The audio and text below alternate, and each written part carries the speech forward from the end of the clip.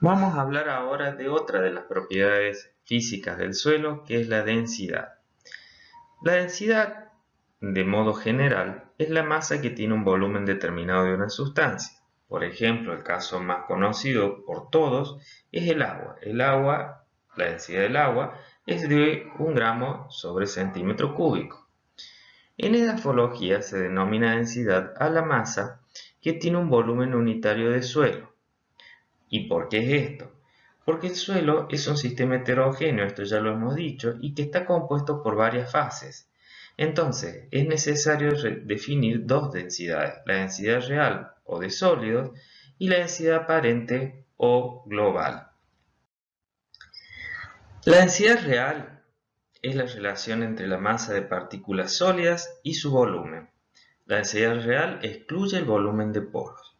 Y un valor de referencia que podemos dar para los suelos de la región central de Argentina, que tienen todos un mismo origen, es 2,65 gramos sobre centímetros cúbicos. En esta diapositiva les he puesto la densidad real de algunos horizontes y fíjense ustedes que va variando esa densidad real en función de los minerales o de los componentes que tengan ese horizonte. Para la determinación de la densidad real que nos va a hacer falta para poder hacer cálculos que ya vamos a analizar cuando resolvamos los problemas, el método usado históricamente se ha denominado pignometría, la cual es un pignómetro que es la foto que ustedes están viendo. Pero si no tenemos un pignómetro, podemos tener otros instrumentos que son más fáciles de conseguir y por lo pronto nos van a ayudar a determinar la densidad real de un suelo. Tenemos el suelo, por supuesto, tamizado por malla de 2 milímetros, lo secamos, tenemos una probeta graduada con agua, entonces pesamos ese suelo, sabemos la masa de ese suelo, se lo agregamos a la probeta, vemos qué volumen de agua desplaza y hacemos la relación masa sobre volumen y vamos a tener ahí la densidad real. ¿Qué factores modifican la densidad real? La densidad real es independiente de la estructura del suelo, por eso se la considera una de las propiedades del suelo que mayor estabilidad posee a lo largo del tiempo. En general es cuando uno habla de cuáles son las propiedades físicas que más se pueden alterar en un suelo, en general la que menos puede alterarse es la densidad real. Pero puede pasar cosas como tener un proceso de erosión hídrica muy fuerte, como ustedes pueden ver en la foto, un proceso de erosión eólica, movimientos de suelo, o sea, algún proceso que me elimine materia orgánica o me elimine un determinado tipo de partículas, por ejemplo, partículas finas, o también que me haga aporte de otro tipo de partículas, como puede ser la erupción de un volcán que tira cenizas volcánicas y eso sí me puede también depositar sobre la superficie del suelo mucha cantidad de ceniza, como se ha visto que ha pasado años atrás con la erupción de un volcán donde las cenizas llegaron hasta el sur de la provincia de Buenos Aires. Eso también hace que en el tiempo se modifique la densidad real de un suelo, pero en general no es lo más común. La densidad aparente. La densidad aparente es la relación entre la masa de partículas sólidas y el volumen total del suelo, incluyendo la fracción porosa. Acá sí tenemos en cuenta la fracción porosa. Les he puesto en esta diapositiva también cuáles son valores de densidad aparente que pueden presentar distintos tipos de horizontes y un valor promedio de un suelo agrícola de densidad aparente. En general, el valor promedio para un suelo agrícola se considera que ande entre 1,2 y 1,25 gramos sobre centímetros cúbicos. ¿Sí? La densidad aparente es muy importante, puesto que es una de las propiedades que mayormente se pueden modificar en un suelo. Y ahí vamos ahora. Primero vamos a hablar un poquito de los métodos de determinación y después vamos a los factores que pueden hacer variar la densidad aparente de un suelo. Los métodos de determinación de la densidad aparente existen varios, pero yo ahí les he remarcado uno que es el método del cilindro. Este método se llama método del cilindro de Kopecky. ¿Por qué? Porque estaba estandarizadas las medidas de ese cilindro. Fíjense ustedes que es un cilindro que yo meto en el suelo tratando de sacar de cada horizonte de la fracción central del horizonte, por eso debo hacer primero una calicata o un pozo que me permita ver bien la secuencia de horizontes que tiene ese perfil, y en la parte media del horizonte clavar el cilindro y sacar la muestra de suelo.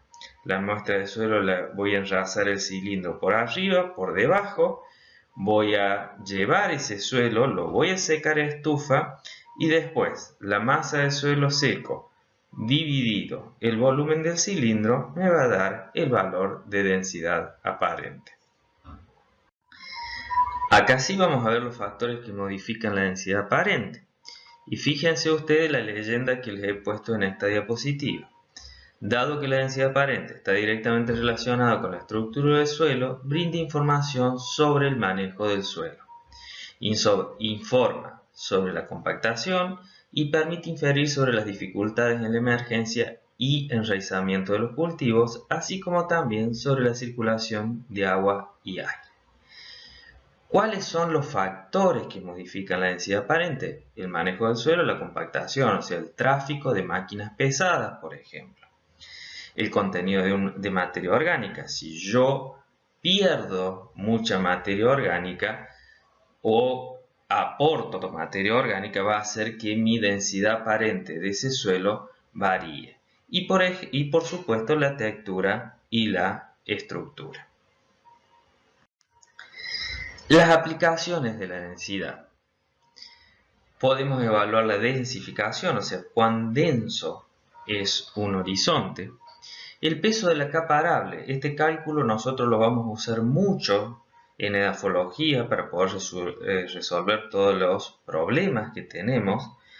En este caso, el peso de la capa arable en toneladas es igual a la densidad aparente en toneladas por metro cúbico, por la profundidad en metros, por la superficie en metros cuadrados.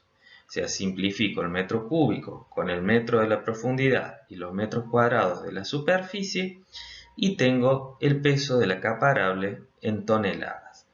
Quiero decir que gramos sobre centímetros cúbicos es equivalente también a toneladas por metro cúbico o kilogramos sobre decímetro cúbico. Las unidades que más vamos a usar en edafología son gramos sobre centímetros cúbicos o toneladas por metro cúbico. La porosidad total.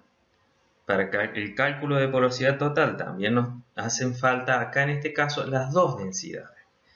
Y la porosidad total en porcentaje es igual a 1 menos la densidad aparente sobre la densidad real por 100. Que si vamos a el suelo ideal que nosotros quisiéramos tener, de cuánto debería ser esa porosidad, es del 50%. Dijimos que la fracción porosa correspondía al 50%, o sea que esa es la condición ideal. Si nosotros tuviésemos menos de esa porosidad es porque ya estamos observando, tenemos que tener en cuenta algo, o sea, estamos viendo, estamos suponiendo algún problema de compactación. También nos va a servir para calcular la lámina de riego, también nos va a servir para el cálculo del espacio aéreo. ¿Qué es la porosidad? La definición es la proporción del volumen de suelo que no está ocupado por la fracción sólida. Este espacio está ocupado por aire y agua. Y es un poco lo que dijimos recién.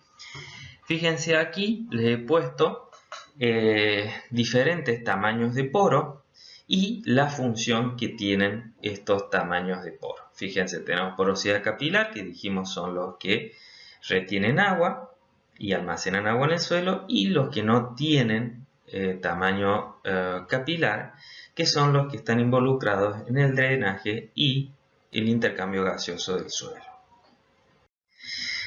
Aquí en esta diapositiva les he puesto algunas formulillas y algunos conceptos que vamos a usar a lo largo del desarrollo de la asignatura para poder hacer los cálculos. El contenido de agua del suelo. ¿Cómo medimos ese contenido de agua del suelo? Lo medimos a través de la unidad de masa u unidad de volumen.